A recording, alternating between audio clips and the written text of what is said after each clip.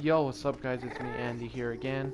Today I'm gonna show you guys how to navigate in some of the most dangerous nether biomes or circumstances. Now, one of the greater examples is the basalt deltas, which have the magma cubes, which I think are the worst mob in the game, nether mob at least.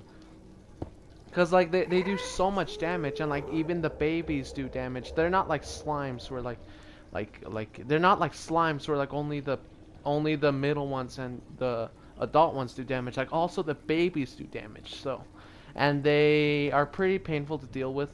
So I'm just gonna show you guys some tips and tricks on how to navigate through this tough biome and other circumstances.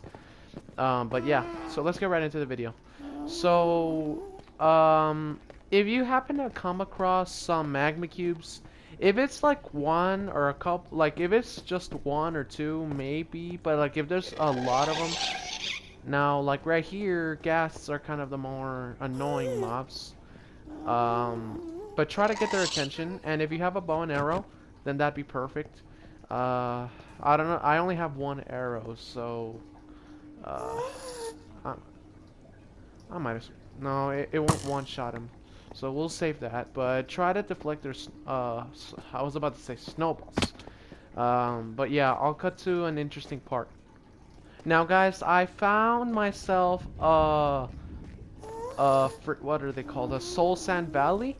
Now, these are actually one of my favorite, not because they're safe, but like this, like the blue fire is what. Like if someone tells you the Nether update, you picture the blue fire most of the time. But just like if you're in a soul sand like this, just jump as fast as possible and just kill them. Now, if you have a bow and arrow, then you can basically do what they do. Make sure you have good food with you because you're gonna be running a lot in the Nether and jumping. And I have a tip for you guys. I bet you guys didn't know this. Running and jumping actually takes up more hunger bars. So if you're running and jumping at the same time, it takes up more hunger. But if you're not in a hurry, then you can just, you know, kill them all. Like, for example, you know how I said over there that if you find across one magma cube, I guess you can kill it. But if there's like multiple adult, especially adult magma cubes, then just don't go for them. Just run away from them because like, would you rather be dealing with two big ones or a lot of small ones? And look, they do damage too. They're like, it's really annoying sometimes, especially if they're in groups and big groups. So, yeah. So I'll cut to another interesting part.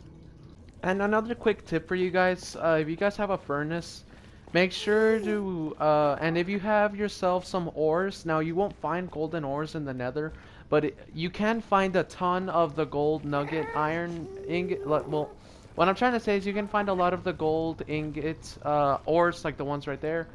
Like they're very common and they spawn in big groups. So like what you can do is, oh no, they're shooting at me.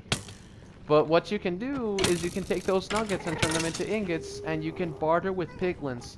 Now, the reason I'm saying this is because if you're in these circumstances, like right now, you might want to have a respawn anchor. So what you do is, so you gotta hope that they give you what you want. You want crying obsidian, and once I think the chances of it giving you like crying obsidian are like like every 10. It really depends on chance.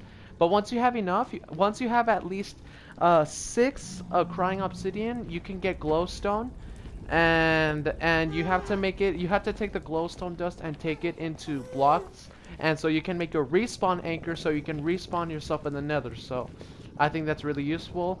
And glowstone is pretty much everywhere in the Nether, so yeah, just go ahead and get it. Really quickly, you can just to show you guys how to make the glowstone. You just put it in that order. You take the glowstone and you put them in all these, so yeah. And guys, if you guys are low on food, kill as many zombie pigmen as possible, because you can get yourself rotten flesh. And so I'm gonna give you guys a little secret. So if you kill some zombie pigmen and you get the rotten flesh, you obviously, you people know that rotten flesh gives you hunger. But what you can do is you can go into a while you have the hunger effect active, you can go into a furnace or crafting table, and that will actually it'll make it stop. So like, so you don't get affected by the hunger at all. And like, yeah, maybe a little bit, I'm not sure, but like I have noted that the effect doesn't actually take such a big turn on you, because like yeah, and I think that's a really good method to know in case you're stuck in the nether or you have food, because hoglins are actually the only source of actual good food in this biome, but because they give you pork chops. But other than that, like, that's the only way you can eat something. So yeah, that's just a little quick tip. Okay guys, so another, I guess, tip I have for you is if you want to get around in the nether really fast, I recommend that you get yourself a strider. Now, as you can see, I found myself a warped forest biome, which are not that, they're pretty common. They're not really rare, but they're pretty common, and once you find them, make sure to, I recommend you to have bones with you, but if you don't, that's fine. What you have to do, okay, well, I'll tell you more. I'm gonna cut to where I'm over there now. Okay guys, so I'm here right now. I'm really scared because I don't have that much. No, no. And of course, now I have to deal with this end. Oh, one shot? How did that happen? Okay, guys, well, once you're at the biome, you need to search the ground for the warped forest mushrooms. They're like mushrooms. I bet you guys have seen them. But it's because I'm so scared because I don't have food. I can't regenerate. I really need pigmen right now. But yeah, guys, like, they're basically blue mushroom. Look, look, look, there's one. There's two of them. They look like this. You can use these to... You can use these so... You can make sticks, and you need to kill striders to get string. But I don't want to risk the string falling in the lava, so... Look, there's another one right there. But once you have a fishing rod, you can combine them to make a warped fungus on a stick. And after that, you also need a saddle too. So, but I already have one, so I'm good. But once you put a saddle on the strider, you can ride it. Now, do not do this mistake. I did this mistake once. I did not have any warped fungus, and I put a saddle on a strider, and then the strider started walking away, and I could not get the saddle back. So just don't do that mistake. But oh god, I hope I survive.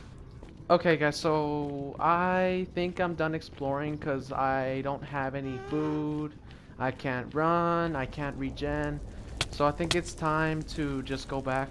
I've already eaten some rotten flesh, but it doesn't really help that much.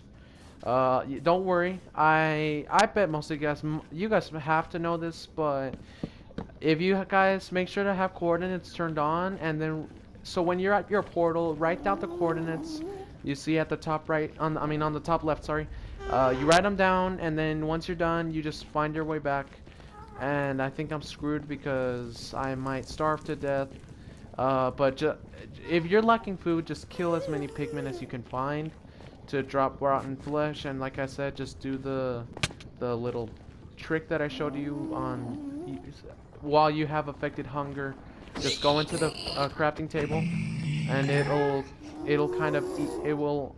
Oh, I think I'm dead. But guys, this is not the worst. Well, yeah, I just have to get back as quickly as possible. I have to go negative. But yeah, guys, I hope you guys enjoyed today's video. I really hope I make it out alive, and I'll see you guys later.